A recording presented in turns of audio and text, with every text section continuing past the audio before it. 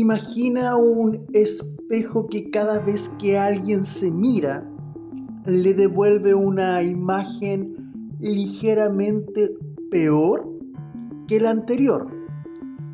No distorsionada, no monstruosa, solo un poco más opaca, un poco más gastada, lo suficiente para que quien se mire piense: necesito trabajar en esto. Y al lado del espejo hay alguien vendiendo el paño para limpiarlo. El paño nunca limpia del todo. Está diseñado para no limpiar del todo. Pero la sensación de frotar se parece tanto a la sensación de avanzar. De quien frota raramente se detiene a verificar si el espejo está mejorando. De eso se va a hablar hoy. Porque nombrarlo sería darle demasiada dignidad al mecanismo, y porque lo interesante no es el objeto, es la arquitectura invisible que lo sostiene. ¿Existe un modelo comercial que no puede sobrevivir si su clientela queda satisfecha? No es el único, pero es el más sofisticado en ocultarlo. La mayoría de los negocios venden algo que resuelve un problema. Este vende algo que primero necesita instalar el problema, lo que hace con tal delicadeza que quien compra raramente nota el orden de los pasos. Primero se genera la sensación de déficit. Después se ofrece el remedio.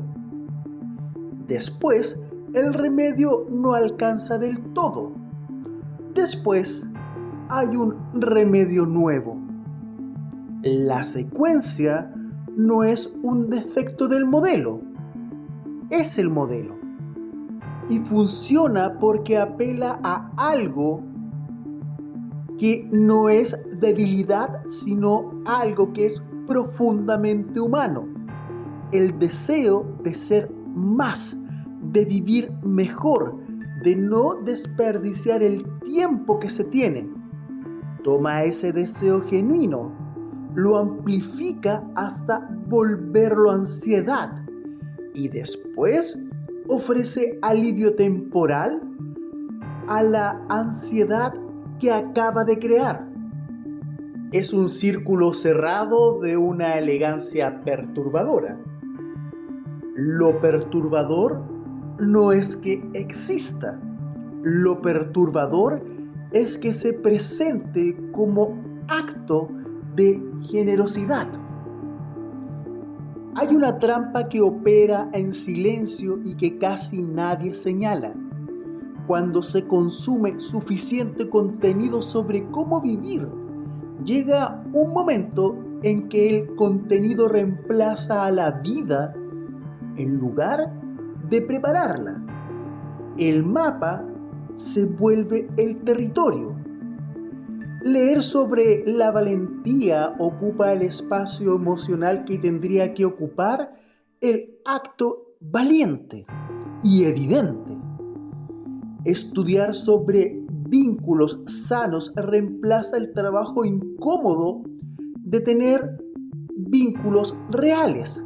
Subrayar frases sobre presencia ocurre con enorme ironía, en lugar de estar presente. El cerebro no distingue con precisión entre ambas cosas. La satisfacción de comprender algo se parece demasiado a la satisfacción de haberlo vivido, y entonces se genera una figura que todos reconocen aunque no se nombre. Alguien que sabe todo sobre cómo vivir y lleva años sin empezar. Alguien cuya biblioteca es el inventario más detallado de todo lo que todavía no hizo.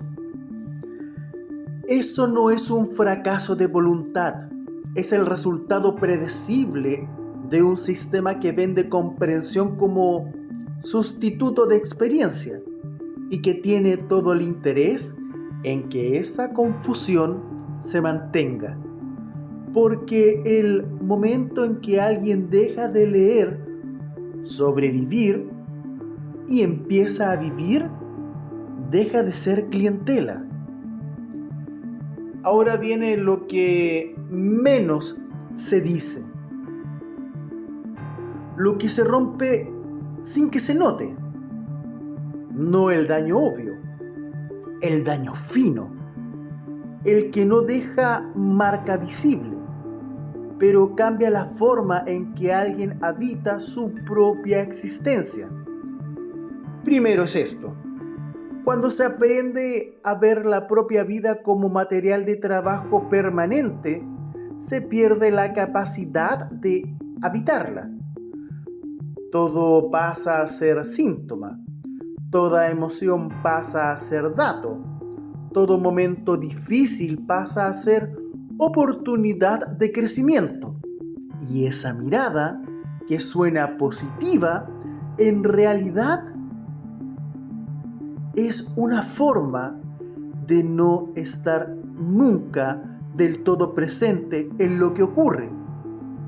Porque siempre hay una parte que observa, que evalúa, que diagnostica, que pregunta ¿qué lección hay aquí?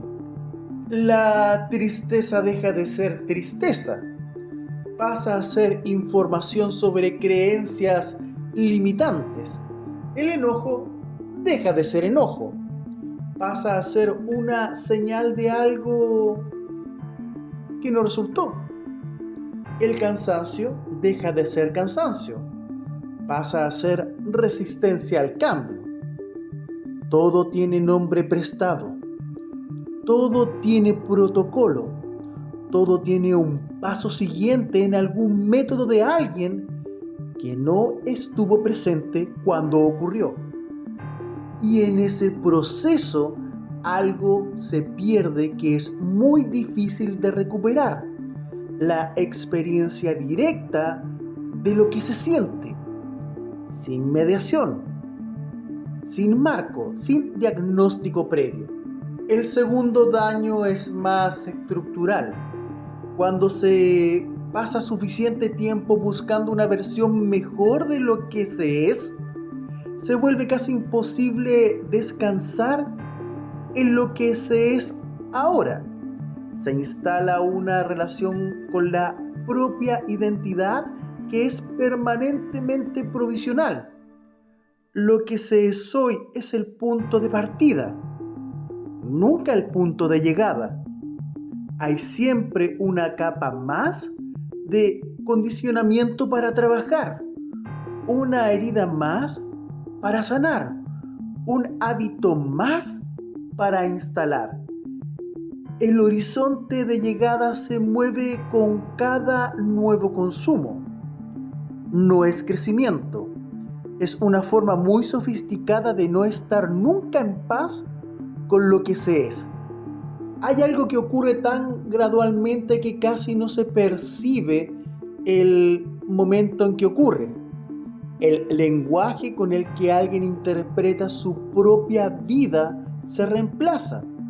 Las palabras que eran propias, imprecisas, personales, únicas, se sustituyen por un vocabulario técnico que viene de afuera. Un vocabulario que fue construido con criterios comerciales, tanto como con criterios de supuesta verdad absoluta. Y lo delicado de todo esto es que importa más de lo que parece. porque el lenguaje no solo describe la experiencia, la estructura, la forma en que se nombra algo, determina lo que se puede hacer con ello. Cuando el dolor tiene un nombre prestado, se responde al nombre, no al dolor. Cuando la confusión se convierte en diagnóstico, se trata el diagnóstico, no la confusión. Cuando la vida entera empieza a leerse en los términos de alguien que la conoce de segunda mano, se pierde acceso a la textura real de lo que ocurre. La introspección se convierte en un protocolo, y un protocolo, por definición, ya de antemano sabe lo que va a encontrar. Ahora, lo que ese protocolo no puede encontrar, porque no tiene categoría para ello, simplemente desaparece. No porque no exista, sino porque no hay palabra para nombrarlo en el idioma que se habita ahora. Eso es una pérdida que no aparece en ninguna reseña de 5 estrellas. Lo siguiente va a incomodar. El contenido que promete liberar individualmente cumple de forma sistémica una función de contención social. Cuando el origen de todos los problemas se ubica adentro, nada de lo que pasa afuera necesita ser cuestionado. El agotamiento de quien trabaja en condiciones imposibles se vuelve un problema de gestión de energía personal. La angustia de quien vive en incertidumbre estructural se vuelve un problema de mentalidad. La rabia de quien enfrenta condiciones injustas se vuelve una emoción no procesada que refleja algo no resuelto. El sufrimiento colectivo se atomiza en fracasos individuales.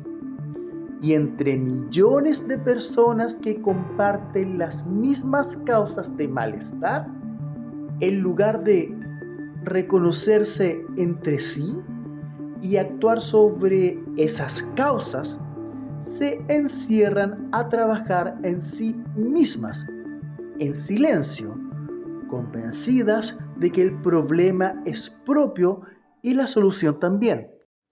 Eso no es un efecto secundario del modelo, es uno de los efectos más funcionales del modelo y se logra sin conspiración, sin intención explícita, solo con la repetición sistemática de un supuesto que nunca se anuncia, pero que lo estructura todo. Lo que duele tiene origen interior y por lo tanto la solución es interior también. Ese supuesto no es neutral, es una elección política disfrazada de psicología personal. Y aquí viene la pregunta más incómoda. Si todo esto es cierto, ¿por qué sigue funcionando? ¿Por qué hay personas que defienden con convicción genuina algo que opera en su contra? Porque el dolor que aborda es real. La sensación de estar perdido es real. El deseo de mejorar es real. La necesidad de sentido es real. Y a veces, en el momento exacto, una idea del lugar menos esperado abre algo que de otro modo hubiera tardado años en encontrarse. Negar eso sería otra forma de deshonestidad. Pero hay una diferencia enorme entre que algo funcione a veces para algunas personas en ciertos momentos y que eso justifique un sistema que vive de la insatisfacción permanente, que despolitiza el malestar colectivo, que reemplaza el lenguaje propio con vocabulario prestado y que convierte la búsqueda genuina del sentido en un ciclo de consumo sin fondo. Una vela puede iluminar una habitación oscura. Eso no convierte en válido un negocio que apaga la luz para vender velas. El espejo del principio sigue ahí y sigue devolviendo una imagen ligeramente peor que la anterior, y al lado sigue viendo a alguien con el paño. Lo que cambió después de todo lo que se dijo es esto: ahora se sabe que el espejo no está sucio, está construido para parecer que lo está, y que el trabajo más radical que existe no es frotar más fuerte ni comprar un paño mejor, es dejar de mirarse en ese espejo. Habitar lo que se es sin mediación de nadie que cobre por ello, sin protocolo, sin los 12 pasos de nadie, sin la promesa de una versión mejor esperando del otro lado a 200 páginas. Vivir no tiene manual de instrucciones, y esa ausencia que el modelo vende como problema, en realidad la única libertad que nadie puede quitarle a nadie es saber que cada uno es único en este universo. Esto fue Mente Bajo Fuego.